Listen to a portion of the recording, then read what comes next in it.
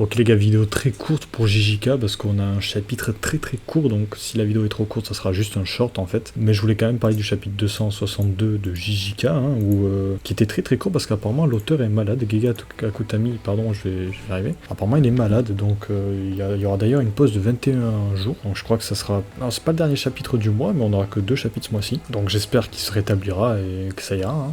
Faut mieux prendre, de toute façon, on va me prendre un bon repos que spammer les chapitres et être en mauvaise santé. Bon, enfin, bref, Gojo, du moins Yuta dans le corps de Gojo contre Sukuna, on s'est arrêté sur ça. Ils ont activé tous les deux leur territoire, ils ont fait une sorte de territoire rétréci, comme il avait fait Gojo contre Sukuna, enfin le vrai Gojo du moins. Le fait d'avoir fait ça, une barrière réduite, permet à Sukuna de maintenir son extension du territoire pendant 3 minutes au lieu des 99 secondes demandées. Et pendant ce laps de temps, Yuta explique qu'il a réussi à améliorer sa compétence, sa technique de barrière qu'il va donc pouvoir utiliser contre Sukuna, et il va tenter d'infliger un coup suffisamment puissant à Sukuna pendant ces 3 minutes afin de pouvoir afin qu'il ne puisse plus utiliser son territoire finalement, afin que Sukuna ne puisse plus utiliser son territoire. Leur échange de coups débute très mal, car Sukuna prend assez vite l'avantage sur Yuta dans le corps de Gojo, je sais pas comment l'appeler, bon on dira Gojo tout simplement, car en effet il ne savait pas que Sukuna pouvait utiliser l'infini tout en utilisant son prolongement de territoire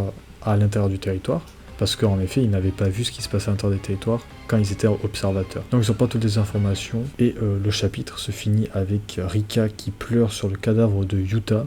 Donc on a un chapitre d'environ 7 pages, c'est vraiment très court, mais remarque c'est pas plus mal, parce que je suis un peu short niveau temps pour faire les vidéos. Mais encore une fois j'espère que l'auteur se remettra vite. Alors le combat avance très lentement, hâte de voir ce qu'on aura au prochain chapitre, mais alors ça commence très mal pour Gojo, du moins pour Yuta. Donc est-ce que moi ma théorie c'est que c'est quasi sûr que Yuta va quand même perdre. Pour moi il faut que ça soit Yuji, le combattant final entre guillemets.